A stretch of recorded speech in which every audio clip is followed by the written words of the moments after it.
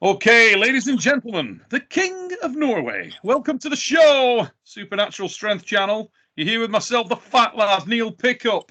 And we got two very sexy guys in the house. Mr. John Milne, Rob Vigeant Jr. Welcome to the show, guys. Look at this. People who we used to see in the podcast, WL this week, they're used to not seeing, and there's some benefit in this. I think most people's wives would have turned me off by now. But you two, the level's just gone right up. How's it going? Yeah, setting the bar high today, dude. You've even got that stubble going on, Rob. Yeah, bro, I'm blue collar, like through and through. Like I try to keep it clean, but raises are expensive these days. Hey, before we go any further, what about John Milne coming back into the sport of arm wrestling? Oh yeah, I seen that. He's dabbling back in. I saw him at a tournament recently, and I'm seeing kind of his name getting tossed back in. I think that's great. He's a guy that's been kicking strong. I remember him from Arm Wars days, even before I got into the Arm Wars. So I think that's awesome. Anytime I see someone kind of have a resurgence, Phoenix from the ashes, I love it. I love it. I mean, he's an old school. He's got that kind of gritty ass old school arm wrestler type style. So I love it. For me, I think it's great. I love it. It's even better, I suppose, in some respects for you, Rob, because John's pulling your very best friend in the world ever, Ryan Bowen. He's getting a taste of him. How's that? Who, you're pulling Bowen? Yeah. Yeah.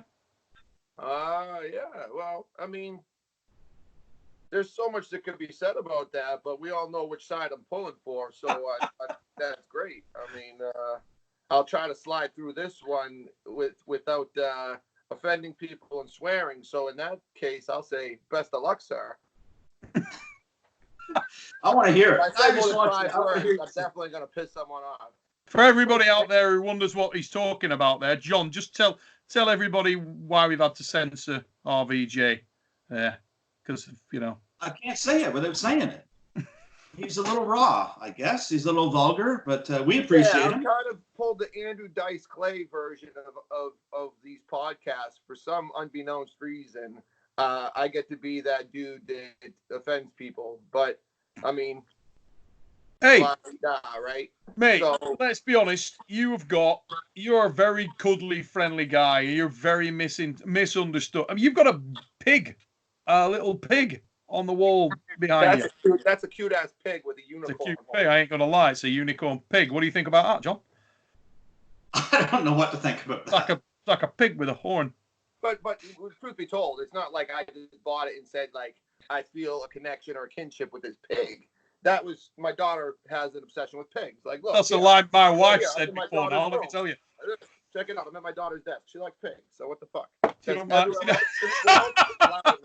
We made 11 seconds and the first one just kept bouncing in from left field there.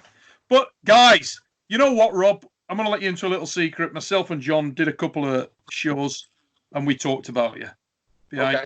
We did.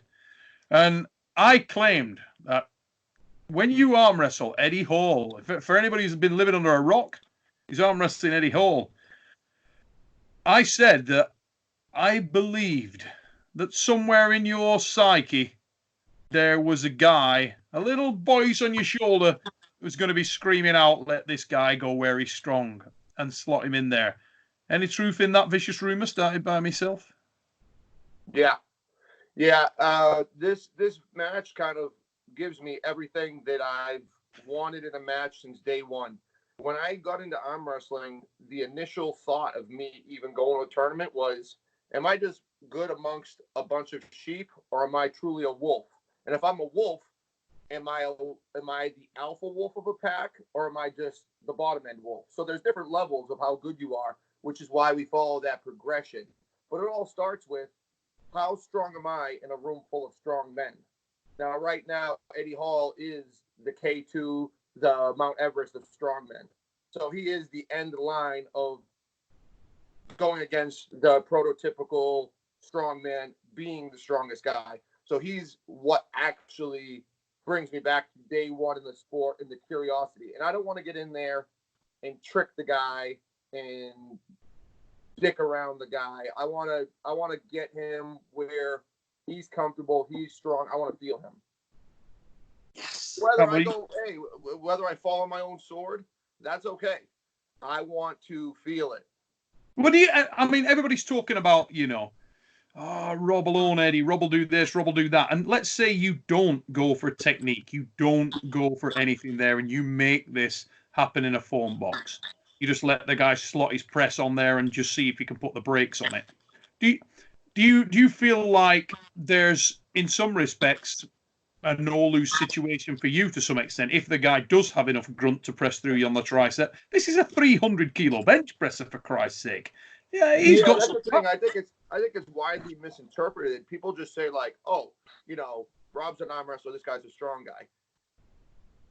There's only going to be a few guys that are going to really. It's going to take a high level, very strong, very put together arm wrestler to tangle with a guy like Eddie Hall. Eddie Hall will probably walk into most of the local tournaments that these guys commenting are struggling with and mop it.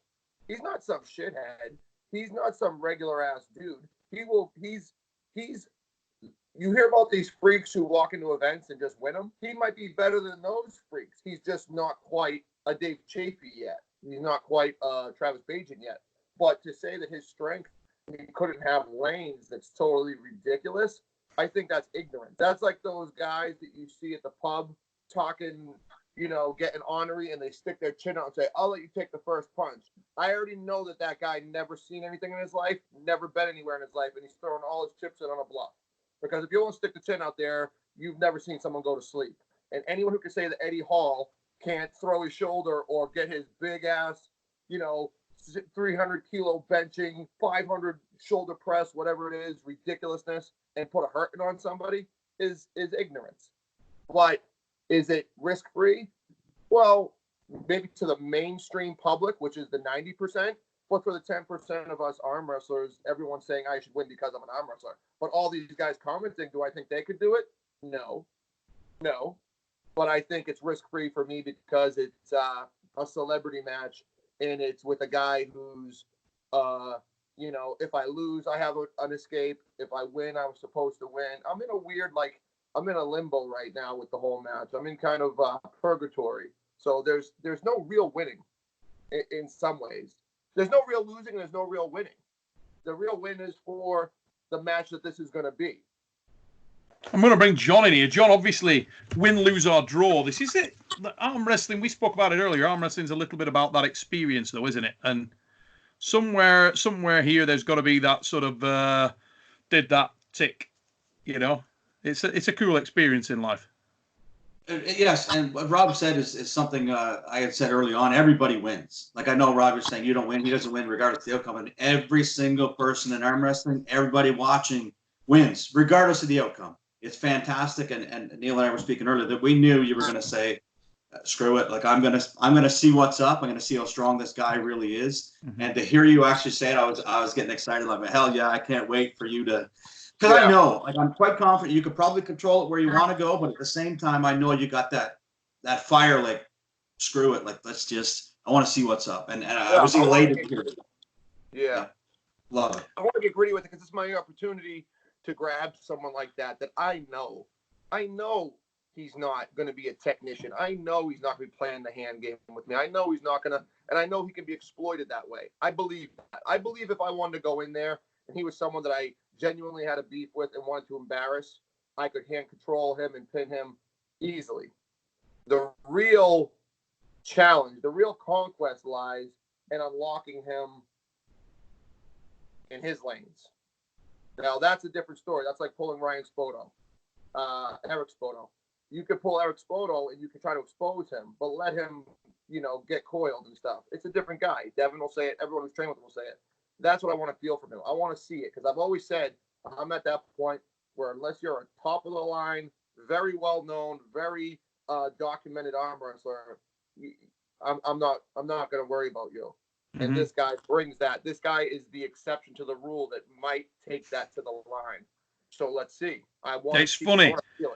Myself and John were talking about it, and we were talking about strong men, guys coming into the sport. In the bottom 8, we got Larry Wheels, John, coming in there, and we were talking about obviously these guys that are elite strength athletes. And you made a good point there about Eric Spoto, and I've seen some of the comments online. I did some sort of I don't know whether you saw any of them, but I did some sort of fantasy matchups. Just this guy, this guy, this guy, this guy. And one of them in there was Eric Spotto, Richard Lupkus. Now, Richard Lupkus, unbelievable monster, you know. Well, that's the guy who's attained the highest level of arm wrestling at points. The highest. And the best in the world for a run. Yes. Yeah. And if you look at any given time through his career, from the early days when I first met Richard, you know, the late 80s, at WAF World Championships, where he was just lighting people up. He was a standalone monster when I was a kid coming up in the game. To laterally, when he was pulling Denis Siplenkov at the Arnold. Well, Devin Lara at the MGM. His big comeback, I think, was a few years before that at Arnold, when you had a stacked class with Michael Todd, Tim Bresnan, John Brzenk. And I think he was in the finals with John Brzenk, and he beat him. Yes, he so did. He beat John Brzenk. So you had to take a field down with like Tim, who's a top 8 guy, Michael Todd, who's now the Wall World Champion, and then you have John Brzenk, who's the greatest of all time, and the one who won that tournament was Richard Lupkus. So he had stints of being the best guy ever. So when you're able to throw a guy like Eric Spotto in that same term, like that strength is comparable. Yeah. He just, you know, isn't as polished. But Richard's not super polished, but more so than people think. People want to discount him for being unpolished because he loses. Everyone looks like a shitty arm wrestler when they lose. When the funny thing is, mate, one guy, common opponent, Devin Lara, pulled them both. I spoke to Devin about that match when I posted it up there, and I was just chatting. I can't even remember if I called Devin or he called me, and we were talking about stuff just generally. And he said, saw that thing the other day with Spotto and Lupkus. Oh, I love that match. I absolutely love that. Now, this is a guy that's just pulled Eric. Yeah. And, you know, I've pulled Eric a number of times out in Vegas with the Ryan Constantino and those guys when we're over there. You know, Lenny. Let me tell you now. Bad man. Oh, yeah. The problem is, I think Richard has a little bit too much hand and knows how to dominate it, because Ryan is just, Eric. I keep on calling him Ryan. He reminds me of a friend of mine. Eric has enough. Richard has enough hand to kind of flatten him. He's got the strength in the hand to flatten him, and he's a little more in the game. Do I think their strength is comparable? Oh yeah, but I think that Richard would be in good shape for that match as far as arm wrestling. I'd like to see it. I personally would like to see it. I don't know how much has come off Richard recently, because I know that I heard. John, do you know how that went with Espy recently? Because he pulled Ryan, didn't he? Who did? I don't know. I thought Lupkus pulled Ryan Espy recently. Very recently. He's susceptible to I think it's coming up. I think he pulled a bicep. He's been hurt in the past too. So, but I mean, yeah, when you talk about strongmen, he's probably the guy. Eric Spotto is the guy that's kind of like that underground legend that people talk about, that like you don't see him out, but as far as I know, I think he's probably the highest level crossover strongman. Well, the thing is, you see, he came from arm wrestling. Spotto was an arm wrestler. He was there training. When we went out in Vegas, we were out there just I think I was doing the Miss Octagon search for UFC, and just got a call from Ryan Constantino, and he said, I said, look, any pulling going on? He said, yeah, we're going to be training on Tuesday night. I said, you got room for a fat one? He's like, yeah, no problem. So I went over, just pulling, and Eric showed up, lovely dude, like a really humble, nice guy. You know, I was chatting to him, got on with him like a house on fire. And he said, oh, yeah, could we get on, do a bit of, and you know, I thought, yeah, new guy, just let him roll in. Holy. You know, I lived out there for almost a year, right? I'm surprised you can still see. I lived in Las Vegas. John's like, listen, there's a few things I can do really well in this world. Okay, and if Keith Richards did what I did, motherfucker would be dead. Okay. So hey, where do you think John's been for 2 years? So I lived out there for almost a year, and that team, I will say that was one of the high points of my career, was Vegas. because that team, that core group of guys you talk about, Constantino, Lenny Lockhart, and Ryan, we'd get together twice a week. I was out there. I was out of my element. I was a fish out of water trying to get a job. I was working at casinos, doing all kinds of bullshit. But my grounding was I get together with them.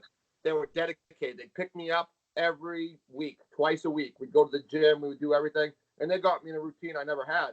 And we went to nationals, and all of us destroyed our classes. Lenny destroyed his. He beat Corey Miller, which was huge.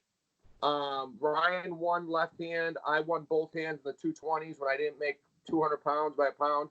And then I even went out to the desert, and I pulled a tournament with, there's only a handful of guys there, and I pulled, John Brzezinski had like 3 guys in his class and mopped it, obviously.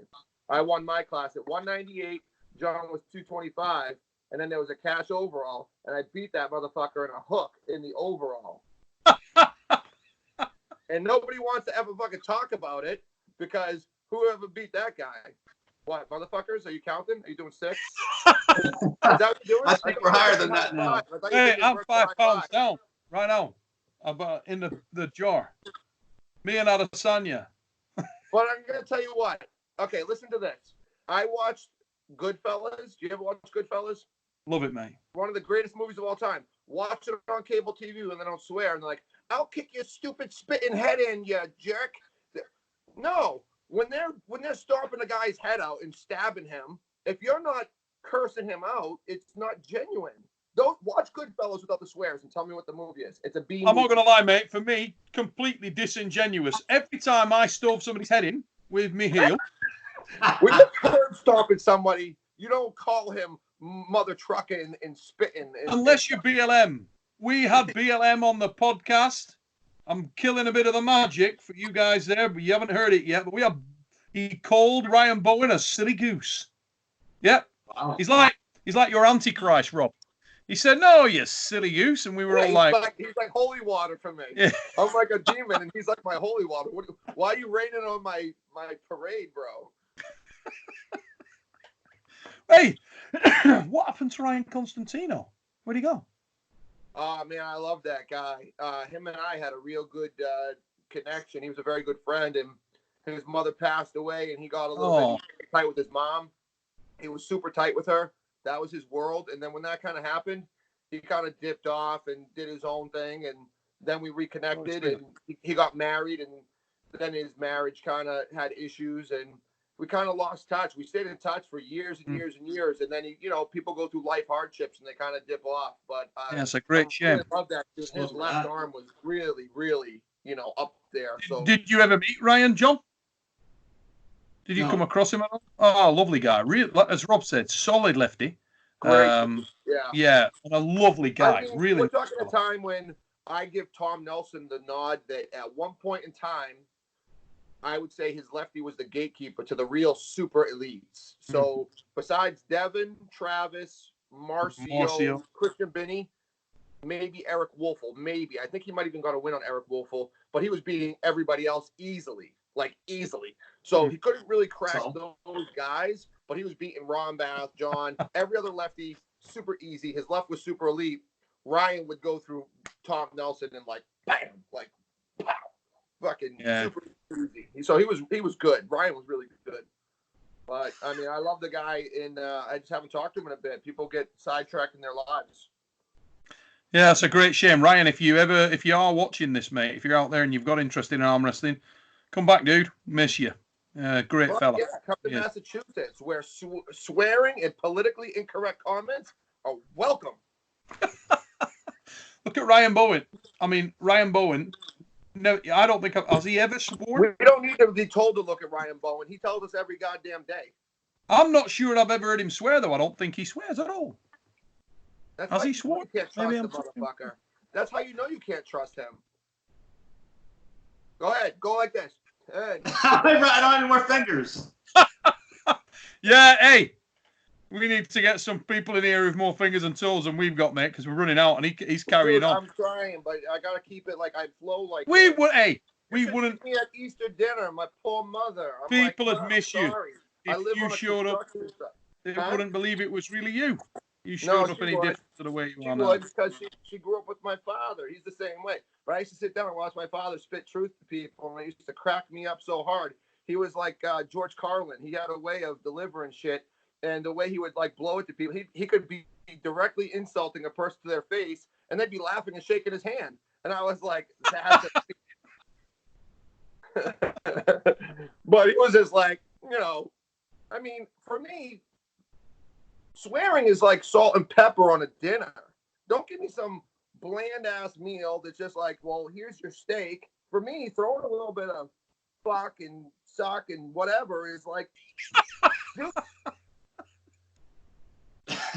I'm just saying. I mean, I'm sorry. I might offend you guys, but you're not sorry. And we're all adults. I'm going to be 40 years old this year. Do I really got to sit here and like tone down? Okay. Like this. I see you. I get you. I get it. Hey, I think he shook. Listen, we've got to go and get our strength built up. We've been on here 21 minutes now. We got the big show going tonight. We got you guys on here. We got Ryan Bowen, BLM on here. Wait, who am I going to be on with? All of us. I'm going to go with Bowen and BLM. Sir, Battle Royale. John hasn't even said shit. John's fucking let me yet. Bro, listen, I appreciate the fact that you're here, like creating ambiance and shit. But like, let's get into something gritty. Like, let's not. I guess the whole part of this conversation is the politically correct, but let's ruffle some feathers. What are we talking about here? What are we doing? Let's get this cracking. I'll tell you what we're doing, mate. We're going to take a short interval, and we're coming right back at you. Do not go away.